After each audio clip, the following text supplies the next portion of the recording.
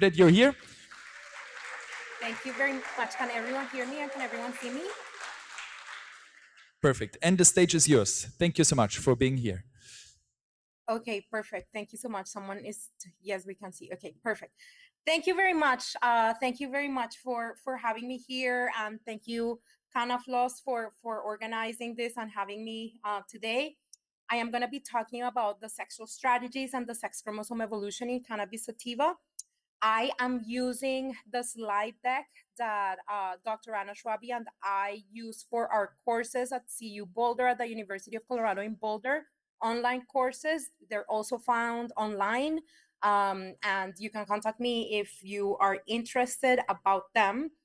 I am going to base myself on this paper that we got published earlier this year. My colleague and I, Dr. Yusum Beg, and I got published. It's a review paper on the sexual strategies in cannabis sativa. And I'm going to start talking about the parts of a flower, right? This is a hermaphrodite or perfect flower. Wait, my Zoom stuff is on the way of my screen, sorry. Okay, so you can have this hermaphrodite flower where you find both the female parts and the male parts in the same flower. Or you can have, for example, so you can have those flowers that, again, are hermaphrodites or perfect flowers with male and female parts, or you can have flowers that only have the female parts or flowers that only have the male parts, right? So again, you can have hermaphrodite flowers in the same plant, or you can have a plant that is a monoecious plant that have male flowers and female flowers still in the same plant, but you have different types of flowers. So in the same house, but you have different types of flowers.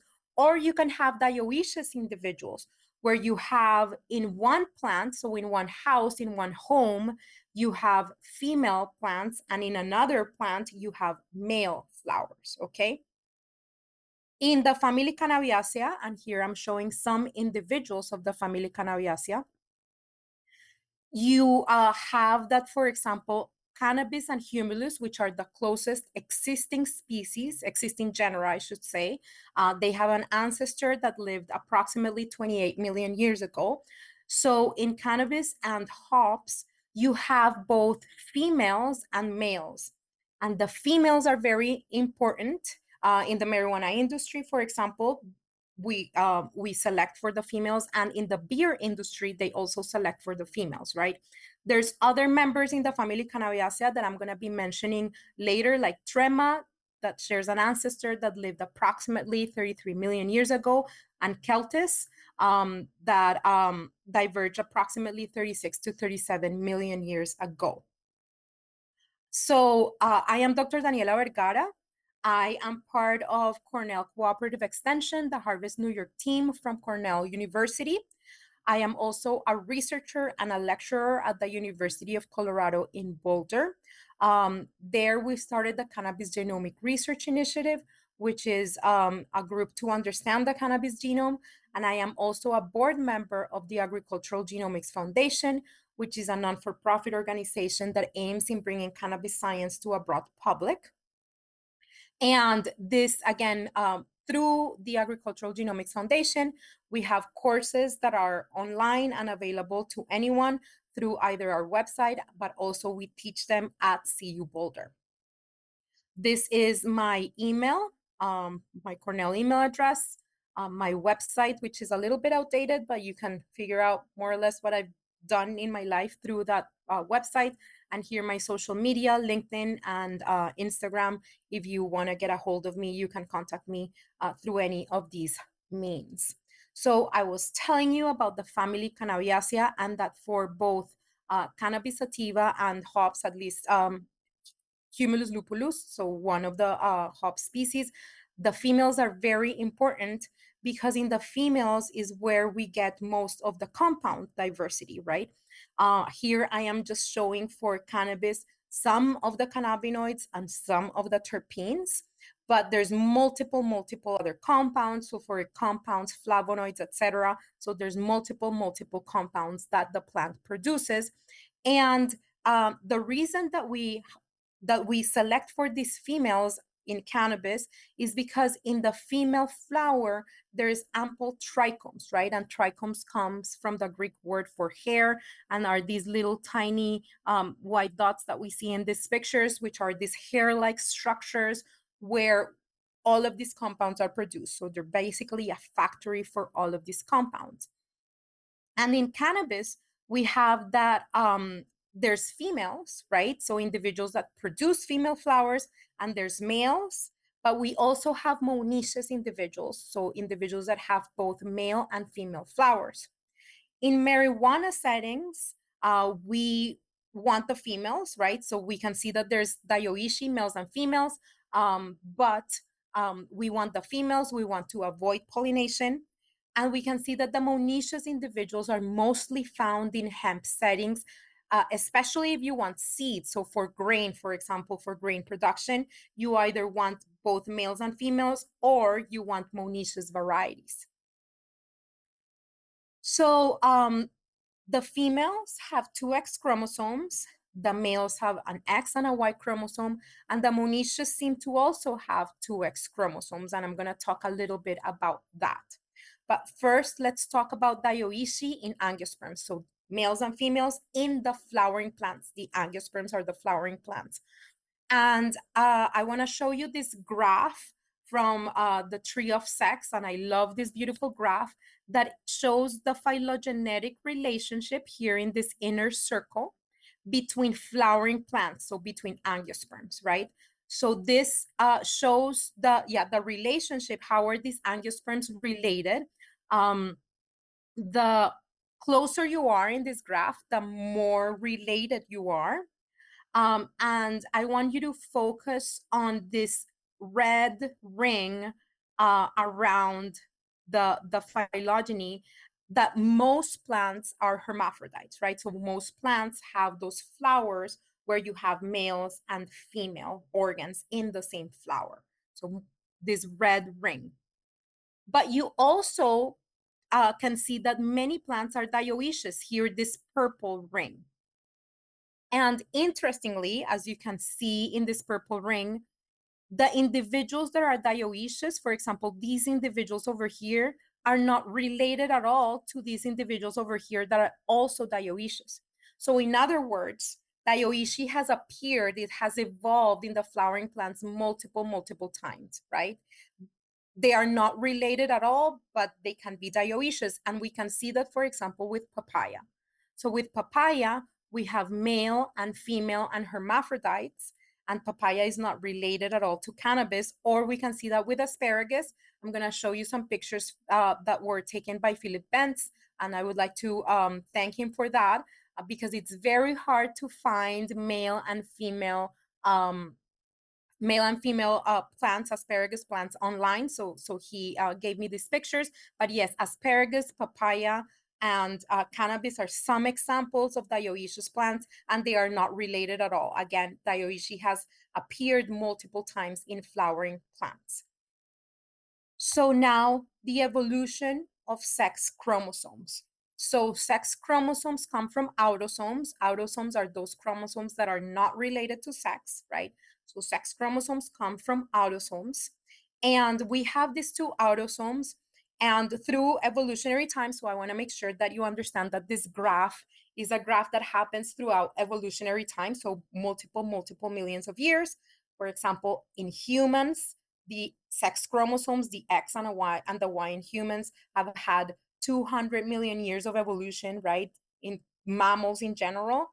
But so through evolutionary time, what we have is that we have these two autosomes, and what's going to become the X, the proto-X, and what's going to become the Y. So we get that in the proto-Y, we have this accumulation of mutations, right? And these mutations may be good for the Y, but may be bad for the X. So they are sexual antagonistic mutations. And these mutations start to accumulate in the Y chromosome through time. And so this mutation accumulation through time suppresses recombination. So recombination doesn't happen anymore between the Y chromosome and the X chromosome, right? And that recombination usually happens between both chromosomes, right? Between the autosomes. But then in this case, we have that there is suppression of recombination. There is a region in the Y chromosome that starts accumulating all of these deleterious mutations that are deleterious in the X, but good in the Y, right? So sexual antagonistic mutations. Because of this accumulation of mutations, usually the Y increases in size, right? It accumulates mutations, cannot get rid of them because there's no recombination. So it increases in size. There is still a pseudo-autosomal region, this PAR region, that still recombines with the X. So there's a region of the Y chromosome that still recombines with the X. But we have that there's a big chunk of the Y chromosome that is full of these mutations that does not recombine. Through evolutionary time, the Y may get rid of those mutations and decrease in size. And for example, that's what we see in the human Y, right? The human Y chromosome is the smallest of all. So you can decrease in size, and sometimes you can decrease in size so much that you lose the entire Y chromosome. So you can see that there's, in some species, some males that are X null, X zero, where you do not have a Y chromosome at all. Another way of looking at this graph is through this other different figure, where you have a hermaphrodite, an original hermaphrodite population that acquires a male sterility mutation, and then you have functional females and functional hermaphrodites. So this is called the gynodioecious population. And then you get a female sterility mutation, which loses the ancestral hermaphroditism, and then you have dioecious individuals, females and males. You can also have this other pathway where you first have this female sterility mutation, and therefore you end up with androdioecious populations where you have functional hermaphrodites and males. And then you have the male sterility mutation and you lose ancestral hermaphroditism and you end up with dioecious populations, right? So you can go through either gynodioeci or androdioeci. However, if we look again at the tree of sex, you can see that androdioeci in this yellow ring, it is much less common than gynodioeci in this orange ring, right? So you can see that this pathway through gynodioeci is much more common than this path through androdioeci. We still don't exactly know why, but that's the case. So some of the first ones to describe the X and the Y chromosome in cannabis were Dibashuk and collaborators with this paper from 2014. And they show all of the autosomes, right? 9 chromosomes, 9 autosomes, and then they show the X and the Y chromosome. The Y chromosome in cannabis is the largest chromosome in the entire genome. And it does have this pseudo-autosomal region that I was talking about that still recombines with the X. But most of the chromosome does not recombine with the X, right? Most of the Y chromosome does not recombine with the X. So what my colleague Yusum Beik and I did was that we looked through the literature to look at the sizes, genome estimates. And so the genome size estimate for females has been done for diploids and haploids. So you can see that the diploid is almost twice as much as the haploid. So that makes sense. Same for the males, right? The males have a diploid genome that is twice as much as the haploids. The male genome, again, because the Y chromosome is larger, the male genome is larger than the female genome. And if we take the difference, we can see that in the diploid, we have the difference is 47 million base pairs, male minus female, and in the haploid is 25 million base pairs. So we have that the Y chromosome is between 25 to 47 million base pairs larger than the X chromosome. We have some estimates of the X chromosome to be approximately 100 million base pairs. So, and these estimates agree with this recent pangenome paper that shows that, again, the Y chromosome is the largest Y chromosome, and that the pseudoautosomal region is full with genes, right? But we still have that most of the Y chromosome does not recombine. So where is cannabis sativa?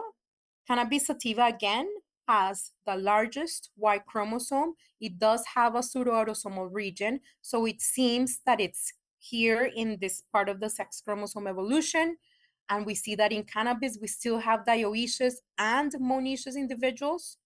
So if we look at the family Cannabiaceae, we can see that cannabis sativa has both dioecious and monoecious population, as well as humulus also has dioecious and monoecious populations. Trema has monoecious and polygamous, so it has monoecious individuals, but it also has hermaphrodites, right? So perfect flowers. And then Celtis has monoecious, it has males, and it has hermaphrodites. So all of these families full with different sexual strategies, right?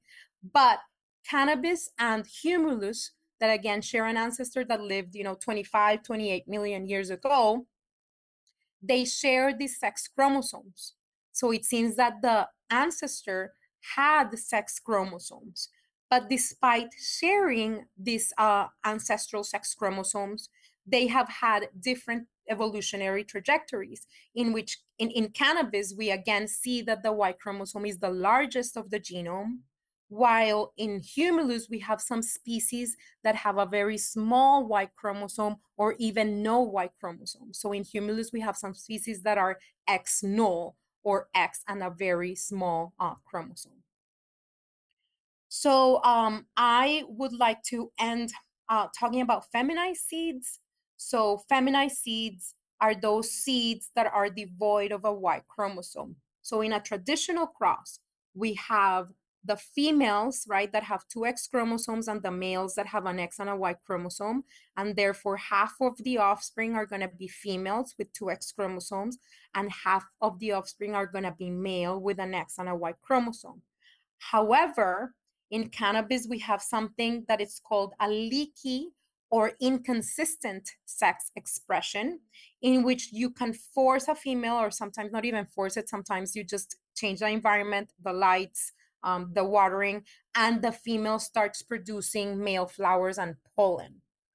In the industry, usually you use these silver compounds, silver nitrate, colloidal silver, silver thiosulfate, because these silver ions, they interfere with the ethylene pathway, which is the pathway related to sex expression. So you have these females that, even though they have two X chromosomes, they produce male flowers and pollen. And therefore, when you use that pollen to pollinate that one female or other females, you have seeds that do not have a Y chromosome, right? So you have a female that is crossed with another female, and therefore the seeds do not have X chromosomes. These feminized seeds definitely bring some advantages because it guarantees no male. I mean, it doesn't mean you can still maybe force those females to produce pollen. Again, it's a leaky or inconsistent sex expression, but you usually have no males. And the pollen from those reversed females is functional. However, you're losing the entire Y chromosome. Is there something there, right? Is the largest chromosome in the genome? Is there something there? And some studies have found, when they compare the pollen from reversed female to the pollen of genetic females, they have found that the pollen from these male flowers from the reversed females is irregular with misshapen grains and have lower germination rates. So it seems that that pollen from genetic males is more vigorous. You can also use other compounds like ethafen that also interferes with the ethylene pathway, and you can force males to produce female flowers, right? And then you can pollinate those female flowers in reversed males. So in that case, you would have a male that has an X and a Y chromosome crossed with another male with an X and a Y chromosome. And you'd be expecting that 1/4 of the offspring would be females, XX, 1/2 would be males, XY, and then you get this 1/4 YY individuals that seem to be non-viable. right? It seems that those individuals are non-viable, but more research is needed. So now the monoecious individuals. As I told you, the monoecious individuals are sought in hemp, especially hemp for grain. You want pollination. So some of the monoecious individuals, some of the varieties are monoecious. These individuals seem to have two X chromosome. They definitely lack a Y chromosome. They do not have a Y chromosome. And we know that because the genome size is the same as the females, and we've compared a small fraction of the X chromosome from monoecious individuals to that of females. So again, we just compared a small fraction, so we don't know about the entire X chromosome between monoecious and female individuals. I also want to point out that in the paper between Yosun and I, we have all of the different markers for sex determination, and this may be useful for the industry to understand whether your plant is going to be a female or a male, understanding whether it's going to be hermaphrodite or whether it can produce flowers of the opposite sex. It's hard, but at least whether it's going to be a female or a male, we can do that with these tests. So to conclude, the more research on males and the Y chromosome is needed. We don't really understand what advantages that the Y chromosome bring. For example, disease resistance, yield, vigor. It seems that it does. We need more research on monoecy and the monoecious chromosome. How different are these chromosomes between the monoecious and the female individuals? And because cannabis has this leaky, inconsistent sex expression, we don't know entirely where are the genes involved with sex expression. It seems that some of them are in the autosomes by some research on transcriptomes. And with that, I would like to thank my colleague Yosun Beik. I would like to thank Dr. Anna Schwabi, who's presenting later today. And I would also like to thank all of the cannabis industry in New York State. With that, I can take questions. Thank you very much.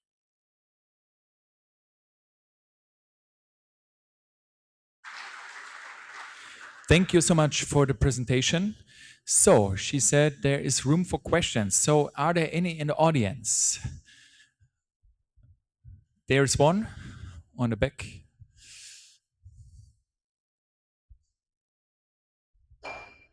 You mentioned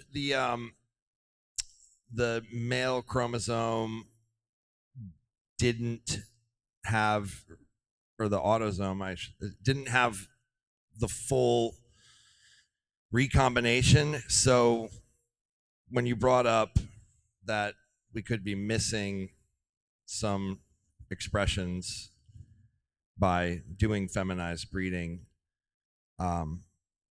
is that like we would only be missing, I think you said it was somewhere around like 15% of the autosome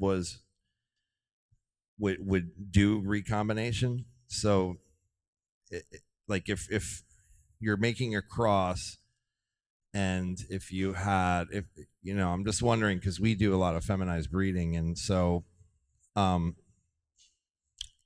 basically how I remember you saying that it only does recombination. So when it's making a female progeny, it only will pass on a small amount of that autosome. So is that smaller amount of the autosome the only thing that we're missing, or are we missing potentially like more genetic information in the whole Y chromosome? Okay, so let me, screen sharing has stopped. Can I still share my screen? Yes. Can you see my screen now? Yeah. Yes. Okay, so let me go to this figure. So okay, so I want to clarify some things, right? So you do have this pseudoautosomal region in the Y chromosome that still recombines with the X. Yes, that is true, right? So you have this region which seems to have a lot of genes that still recombines with the X. This only happens in males, right? When you have a male, you only have this recombination. When you have females, the X and the two X's do recombine. Now you are losing all of the entire Y when you have feminized seeds. That is true. We do not know exactly what is it that you're losing. It seems that the rest of the Y chromosome does not have as many genes as the pseudoautosomal region. But we do know, again, that the pollen from reversed females is not as vigorous from the pollen of males. So yes, so you're losing part of the genetic diversity that's out there in cannabis. However, right, I do have a question regarding that, and is that profitability for example, your company. If you are producing a ton of feminized seeds and they're selling really well, and you're guaranteeing that there's not going to be males, so cannabinoid production is going to come down when you have pollination. So perhaps profitably, the fact that you're losing the Y chromosome and the fact that you're losing those genes is not as important in your profitability for your company. Perhaps that is not as important as having seeds in your grow. I don't know if I was completely clear with that, but at the end of the day, perhaps, and I don't know, right? This is more research that's needed, but perhaps crossing it with a male every so often after a few generations, finding those females that are great, that have those combinations that you like, and then feminizing those, perhaps that could be a good strategy. Perhaps you don't need to cross it with males every single generation. And I think that those decisions are also profitability decisions. What is it like if you have plants, for example, after cloning or cloning plants that lose vigor? How often do you need to have this crosses with a male? But still, I do think that despite those reversed females having less vigorous pollen, they still are the seeds, the feminized seeds are sought and are sold for much more money, because you rather have that than not having males and seeds in your crop. Yeah, I don't know if I answered your question. Sure. I mean, what I was kind of getting at is, let's just say that there is some kind of a disease resistance in Y that is not necessarily present in X.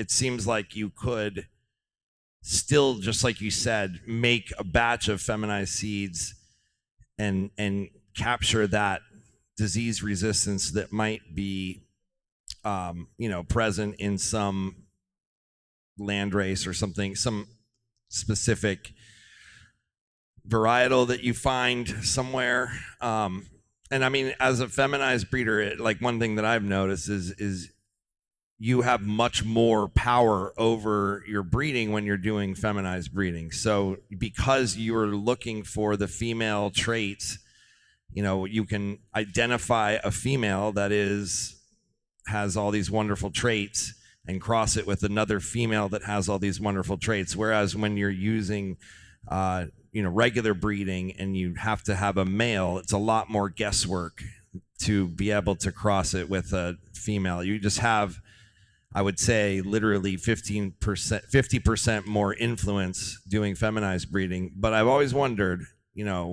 what are we losing potentially that's something like less sort of phenotypically obvious in the Y? Yeah, I completely agree with you, and we don't know what you're losing, right? You're losing something given that the vigor in the pollen and the germination rate is not as good, right? Definitely you're losing something. Exactly what is it? We don't know.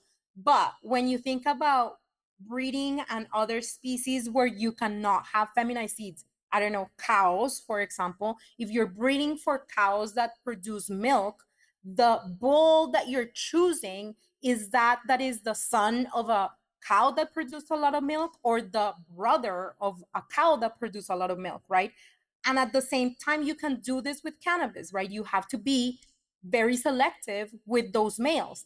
But, right, given that you do not have that Y chromosome in feminized seeds and that you are losing that region that again may have disease resistance, as you said, disease resistance or some sort of other vigor or some sort of something that we don't know yet exactly what it is, perhaps breeding with males every so often and choosing the males, as you said, you choose these females that are an excellent female and you cross it with another excellent female. You can do that the same thing with the males and choose an excellent male every so often, maybe not every generation, maybe every other, maybe every two, maybe every four, right? But again, every so often.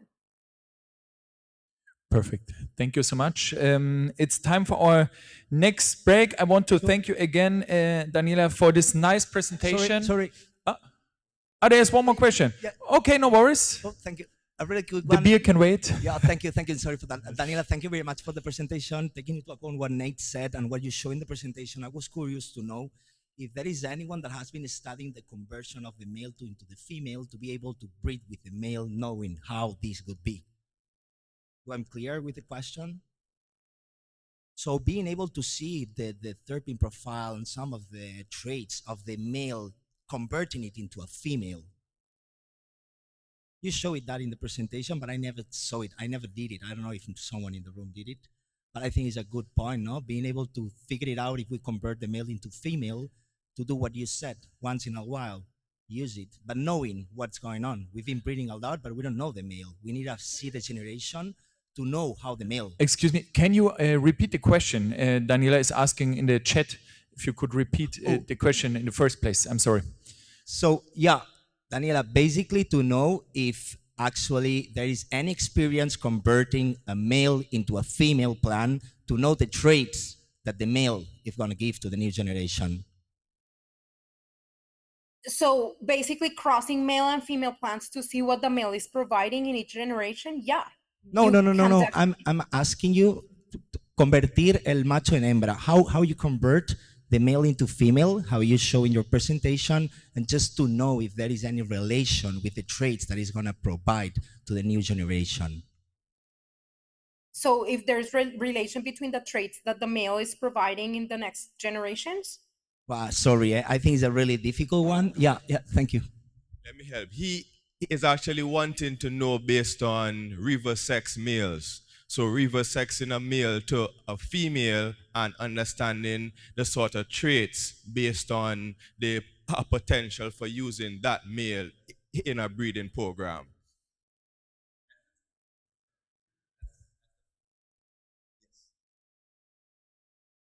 Yeah, I mean, you can always use these males and see what traits that they provide, right?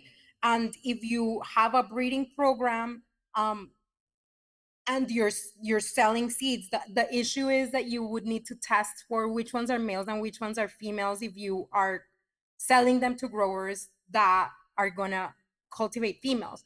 But in a breeding program, if you have multiple males, and ideally you can see what those males provide, I think that would be really useful for in subsequent generations, and seeing whether those males indeed are providing more viable or more vigorous seeds, and what traits are they providing. And that's something that we don't really understand yet, right?